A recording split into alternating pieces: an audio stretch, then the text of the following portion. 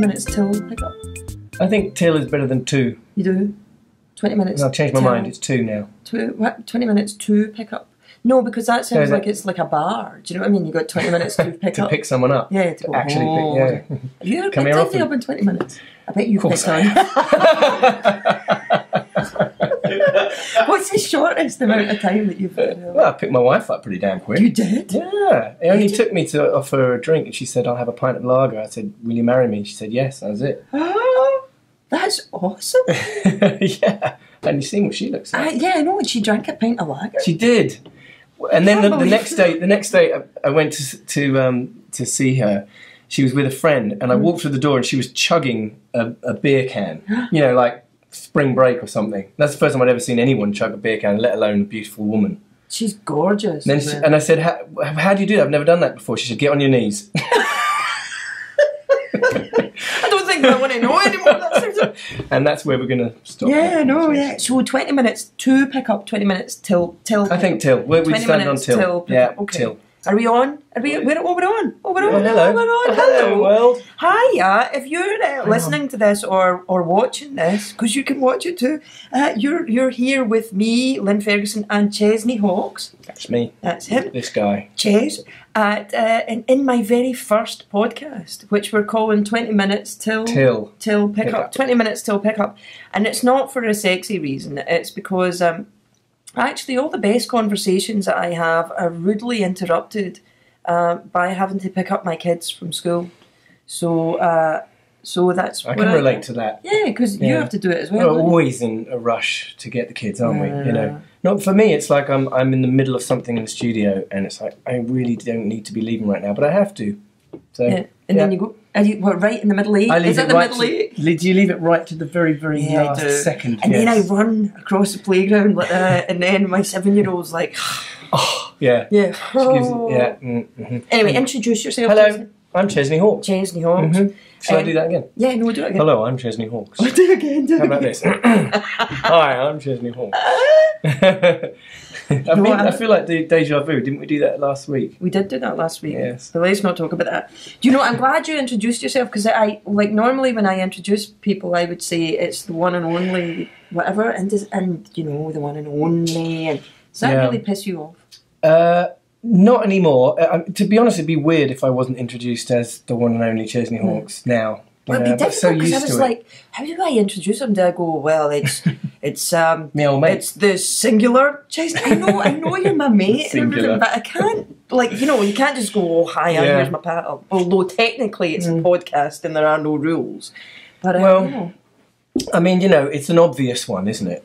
Yeah, it's an obvious one, the one and only. But I've actually got 7 hit records in the Guinness Book of Hit Records. So maybe it could be it's the 7 and only Chesney Hawkes. I don't know. But that would be a really weird introduction. It would be odd. You go, hi, meet my mate, the 7 and only. I love it. Of course, none of them were as big as the one and only. I just want to clear that one up. I know. Yeah. What were the other ones? Well, there was a song called "I'm a Man, Not a Boy," which was remember, which was ridiculous. So because you were technically a boy at the time, I was very much a boy. Right? Yeah, exactly. I would still say that. That's never true. Even now, when I sing the song, it wasn't true then. It's not true now. and so then there was a song called "Secrets of the Heart," and then there was the others. Do you know followed? I am still smart by the thing that you said, that you picked your wife up by saying, will you marry me? Well, that might not have been a completely... Stop doing that with your cup. Sorry. I'm saying, do you know what? Well, just the thing, because look, it sounds creepy. Oh, Can you hear it? Yeah. Does that sound creepy? You're sawing through... I'm just moving my I'm new to this. No, look at Mark with his glasses on. Mark, come and show us with your glasses on. Actually, Mark, come in and let's see anyway, because I think we've inadvertently been wearing the same uniform, all three of us. Come on! No! No, I'm not wearing anything. Oh, shoot, that's right. Naked filming. Anyway, look, this is my podcast. I'm sorry, ladies and gentlemen, it's very unprofessional. The truth is, we're just messing around and we're probably going to broadcast it because we're that cheap. Right. Or that brave. Yeah.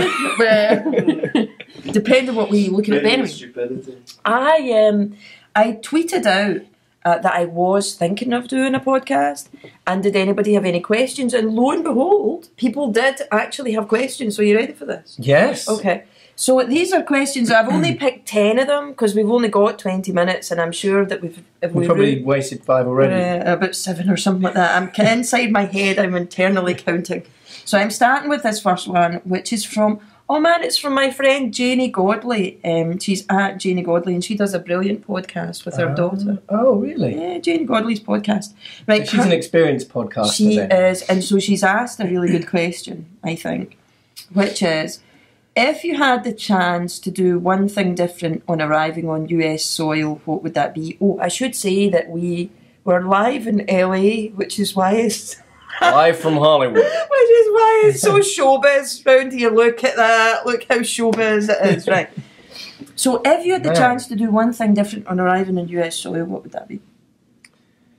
I mean, to be honest, I don't. That sounds like a kind of regret question. Like, would you do something differently? I don't really subscribe to that. No, I'm not really a regretter. You know? No, because I think everything that happens to you makes you the person you are. And I'm quite happy with who I am. I like. And if I'd have changed something, if I changed something, it would all be different. So I know I don't think I would do anything differently.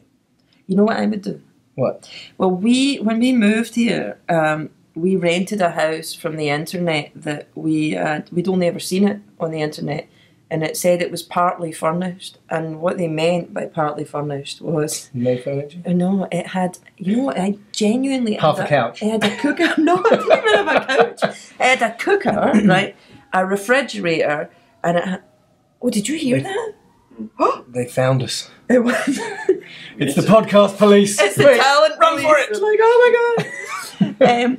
No, when we came here, we rented this house we'd only ever seen on the internet, and partly furnished, they said, and they had a cooker, a refrigerator, and a great big grubby old dresser that they couldn't actually get out of the house, and nothing else. And so and there was no beds, nothing. So you were on. We did that for the first 2 months. We were sleeping on mattresses on the floor. Oh, we did that too. We went to IKEA and we bought mattresses, but we bought the memory foam mattresses, which you can't put them on the floor. Why not? Because it needs the air underneath. So you were sweating like crazy. No, we just got into bed and we couldn't move. It was like lying in a sarcophagus or something like that. So if we were moving here again, what I would do is I would try and rent a house that was fully furnished. Well, yeah, more than part furnished. That's what I would do. We did that thing where we knew our stuff was coming, so it was somewhere, over the Atlantic Ocean, and it took forever. It took like 6 weeks. Totally does, right? Yeah. Because we moved here at the end of October, and our stuff arrived on the 31st of December. I can't remember exact dates, but I remember it was a long time sleeping on the floors. But the kids loved it. It was like camping. I don't like camping. In fact, I never go camping. You're a creature comforts girl, aren't you? You know, I never go anywhere where they don't have a proper flushing toilet. That's my thing. No, I get that. I get that. Yeah. Right, so that was a good question. Oh, this is from Bond Girl 1968. Since moving to the US, what Scottish expression are you most often asked to explain? I guess that's not for you. I mean, no. Have to explain? I could do. It's an accent thing. Like things like water or my name Hawkes. They never understand it. I love that. I had one Mr. Hawkes. I had somebody. I asked for a glass of water at a restaurant, and the girl said, "I'm sorry, we don't carry that." So did you have to go water? I said, "I meant water." Yeah. She said, "Oh, water. Oh, sure." But sometimes if you just say it as a question, you know what I mean? I want a glass of water. And they go, oh, water. Yeah, but if you go, I want a glass of water, they're like, no, I don't know what that is. Yeah. Wait, my 7-year-old, he tries to do the thing of not understanding my accent. And he doesn't like what I'm saying to him. Yeah. He's too Scottish. No, he just totally doesn't. And so I was like, put the bottle back in the fridge. And he went, what? I said, put the barrel back in the fridge, and he went, oh, okay. Yeah, that's a whole different thing. He's trouble, right? So that's it. Anything to my 7-year-old is the most difficult thing. So what's the Scottish expression then that you have to explain? Do you know what? I don't. No, not for bottle. I'm not answering the question. I I don't know that I have any one expression, but I do meet people who don't understand a word I say at all. Of course. Not at all. Did I ever tell you about my Trader Joe's thing? No. Oh man, I had this Trader Joe's thing where they sold these big gingerbread men things that you could decorate, right? And I bought 2 of them because my kids like them, and kids as in my children like them, and. I took them up to the checkout, and the guy said to me, "Oh, do you like these?" And I said, "Yeah, well, my kids really enjoy them." And he looked surprised, and he went, "They do?" And I said, "Yeah, they do. They like to put the little Smarties on and decorate them and everything." And he's like, "Really?" And I said, "Yeah." And then he said, "There's a store just down the block where they have these kind of wooden things that they can scratch." And I was like, I thought you said cats. He did. So I've got this image of your cats my cat's nicely decorating. Oh, Smarties, meow. But I couldn't work out what I was madder about. Do you know what I mean? Great. That's brilliant. That's a good one. Arse. Anyway, so there you go. Anything. It could be anything. Technically, I'm wandering about my life thinking that I speak sort of transatlantic. Well, but I don't. No, you're fully Scottish. Do you think? Yeah, full on. Some people at home think I talk like an American. I haven't had that yet. You haven't? No. You'll get it though. Yeah, I'm sure I probably will, because we do adapt a little bit, don't we? Because I don't say in a restaurant, I'll say water, because how we say it? Water. I can't. Sorry, that was horrible. Water. That was like an in between English and American. But you have to say words like vacation. Or don't laugh if you're not. You're not here. You're not here, naked man. We don't speak American. We speak apologetic American. We do. It's true though. But yet, there's words you've got to say like. The holidays. Vacation. Yeah, you can't say holidays. You have to say trash. But they do call the holidays. Yeah. There's like a time between Thanksgiving and New Year, which is the holidays. I know. Right? Right, yeah. They get that, but they don't. If you say I'm going on holiday, they're like, what? What do you mean? Yeah, no, I know. I've had things, and also like people that ask for fags is a really bad thing. It's a bad idea. Someone said that the other night, and I was like, that's really a mistake. We were at gay line dancing at the time. I know. Well, actually, so technically. So what would be the butt of the fag? What would that be then? I don't know the fag one. The fag butt. This is clean. This has to Sorry, be clean. This is a family show. Okay. Next question. Dear Lynn, this is from Norma April. Oh, sorry. That was from Bond Girl 1968. Since moving to the US, what Scottish expression most often is? It was playing night. So this is from Norma April. Dear Lynn, what was the hardest thing you had to get used to when you moved to the USA? Easy. Bread. The bread here is weird, man. It's light and there's no kind of density to it. It's sugary. Yeah, totally. Sugary. It's kind of sweet. Whereas back in Blighty, it's salty. I like a salty bread. But they do a good sourdough. Like sourdough, you can't get back in England. And I've kind of I've grown to like sourdough. See, I don't like it because of the name. I thought you would like it because of the name. No, because they have that thing about it's called sourdough. Does that mean they kind of let it go off? Do you know what I mean? Is it like they have the dough and then they let it go all kind of stinky and then they're like, oh, it's stinky now, let's make... It's the name I don't like. I don't know why that is. It's like a nickname for an old girlfriend. Sourdough. Mr. Spectacled Man, shut your face about ladies if you're not well. Come and show yourself. He will at the end. We'll persuade him. You think? Yeah, put some clothes on though. Do you know what I found hard getting used to? What's that? The beer. The beer, really? Yeah. What? Well, because I like a good English ale. Yeah. What's your favourite one? I like anything that's kind of like, not too alcohol content, like a proper bitter. Yeah. Like a Hog's Back Brewery thing, or something kind of local beers, that kind of thing. My best mate, he runs a brewery called the Cern Abbas Real Ale. Cern Abbas, in Dorset, and he makes the best beer ever. Cern Abbas Real Ale. That was a shameless plug, wasn't it? I know, but it's cool. It's a podcast. There's no rules. We have no rules here. There's no rules. But over here... Get a naked cameraman. It's true. Just don't damage my equipment. I think we're a bit too late for that. Right. And over here, they can't get it right. It's like it's far too hoppy, really like strong tasting, and way too. I had ordered a beer the other day with a friend, and I didn't look at the alcohol content, and I had 2 beers. They're called Allagash, and then I realised I was drunk within like seconds, and it was 11% the beer. Wow, that's more than wine, isn't it? Yeah, it's around the same. Yeah, wow. A pint of wine. A pint of wine. I like the ale that's because also called things like Bishop's Finger, and Old Toenail, and stuff like that. And, you know, yeah. I love all that. Don't want to be doing it. Do you like all that? I can have a pint of Old Toenail. That's what I want. I always bring some back when I go back home. I always bring beer back. Beer back? Yeah. Are you allowed to? I don't know, but I'm rebellious like that. You know, now you've confessed that you could be in trouble. Can we cut that out? No, don't cut it out. Keep it in. Keep it in and see what happens. What time are we at? Have we got enough time to talk? I gave you a clock. I didn't look at it. Did you? What? I can't see it. It says no. That's not the right time. All it says is 9:27, which is not right because nobody picks up their kids at 9:27. Oh, right. Not unless they're crazy. Let's carry on. Right? Yeah. I think we'll go. All right. So, there's a question from. Are you still filming? I want to hear you trying to pronounce that. I think it's Gretchinski. Gretchinski. Yeah. Sounds German. Gretchinski. Gretchinski. Okay. Anyway, it's from @Gretchinski. And she says, do you still find lonely couches on the curb? No. Well, yeah. Nah.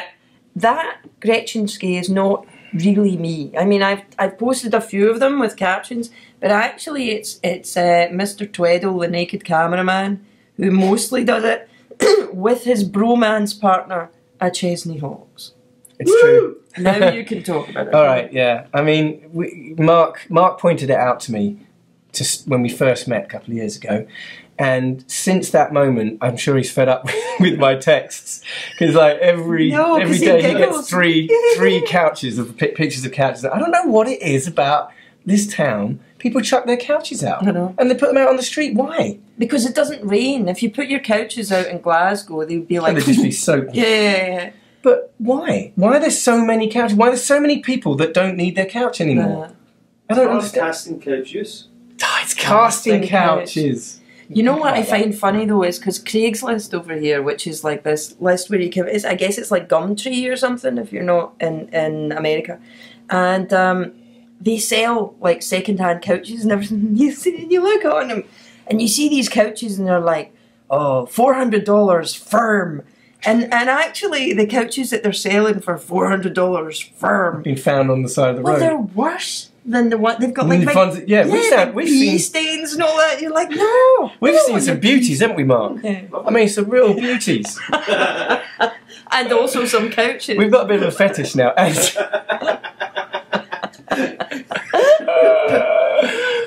Yeah, I think that you guys have got something going on because whenever you text him, he goes, I do the same thing, so my wife says. Oh man, there's a bromance for sure. Right, so that's your answer. Put up some pictures. Put up some pictures. Yeah. All right, you go and put some couches.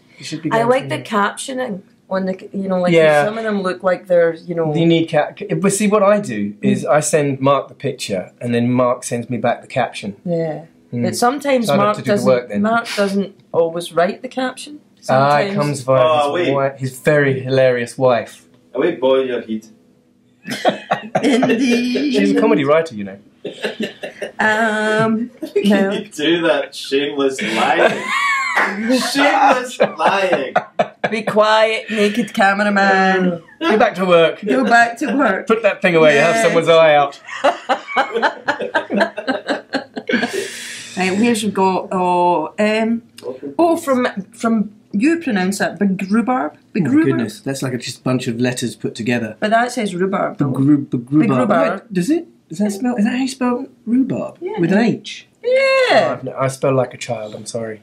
That is a shamelessly badly placed H. See, there it is. There, I'm going to put it rhubarb. There. Rhubarb. She says, "Are you happy you came to America? And do you think you'll stay for a while, or perhaps even seek citizenship?" We're very happy. Yeah. Yeah, kids are happy. The sun is always shining, which is very nice, actually. Sorry, I'm doing that again. Oh, it's all right, because I'm quite glad because I had wind and I burped. Oh, so you cover it up? Yeah, but that's the thing that you can't say. You can't say wind either. You say gas. I had gas, which I don't. I feel like, because I think of gas as like something that comes in a canister that goes tss, like that. Do you know what I mean? But you can't say I've got wind here because people are like, yeah, it's true. When you put wind, what does that mean? Yeah, no. So anyway, so I burped, so I was fine. You could do that again. Anyway, the citizenship thing's another thing altogether, though, isn't it? Because if you get citizenship, then you instantly get jury duty, which you don't want. And they do a lot of jury duty. Everyone we know has a jury duty. They've even asked me, and then I have to go, I'm sorry, I'm not a citizen. And then they're like, we'll get you next time. But just say, but I'm crazy, so, you know. But they do a lot of jury trials. They really do. Much more than Britain, actually. I like it. I think my kids would, and by kids I mean children. Not cats. No. My cats love it here. It's the gingerbread. It's the copious amounts of Smarties and gingerbread. I think my kids would protest very loudly if we went back. Although they love visiting there. Like we went over in the summer and they were like, "Oh, we want to stay," but then they want to be back in the summer. My daughter Jessie, she's definitely got rose-tinted spectacles about her life back in England, and she often has. Well, she has like these kind of moments where it'll be like a month of wanting to be living back in England. I miss my friends and everything, and you know, and it's tough. Because, you know, that's the thing, we all miss our family. Yeah, you know? that's you know, miss grandparents and cousins and, you know, my brother and everything. So there is that side of it. But generally, life here is really, you know, we love it. We love it. There's, you know, my wife is very into kind of well-being, and this town is very much like that, isn't it? You know, she likes to do yoga, and she likes her eating well, and the kale salads, and just that kale salads, yoga, big pint of beer. I know. Oh yeah. Listen. Oh, is it time? It's your time. All right, we've got one question now we've got to do. We've got one really important question. I thought that was my phone saying, warning, it's the wife. No. It would be saying, I want a beer. Right, look.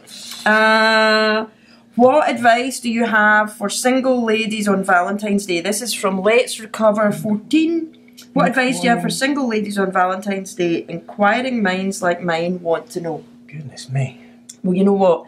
I think that you should do things that you enjoy. I'm sorry, because I don't know where my mind went there, but it made me laugh. I guess it's... I love it. But also, we have this video that we made with Alfred Molina when we were doing this day today.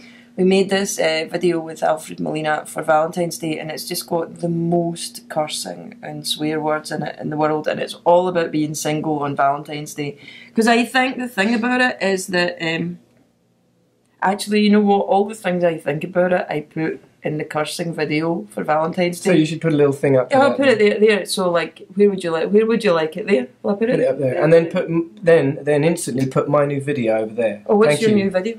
Well, it's not a new one, but it's the latest single. Oh, what's your latest single? It's called Airplane. Oh, I like that one. Yes. Right, so you know what? So if you're looking for something lovely, go for that one, which is Airplane. And if you're looking for something cussy and sweary and a bit grubby, that's me. There you go, that's it. Yeah, there's no grubbiness over here. Is it here? I've got to do it there. Yeah, it's here. Okay, all right, there we go. And that's us. We've got to go do the pickup. Chesney Hawkes, yes we do. Will you come back? I would love to come back. Oh, bless you, sweetheart. No, you don't. Of course I'll come back. Because I love you. I know there'll be loads of ladies going, shake. I nearly undressed you there. Off the shoulder. You can always hold. That is sexy. I know, I'm blushing. Anyway, thank you for being my very first podcast. Thank you. Thanks for letting me co-host. I've never co-hosted anything. God, you're really good at co-hosting too. Am I? Yeah, you are. You co-host more. In fact, you should probably host and I should co-host. Oh, well, see how it goes. And thank you all the people who tweeted questions. Thank you so much. Bye.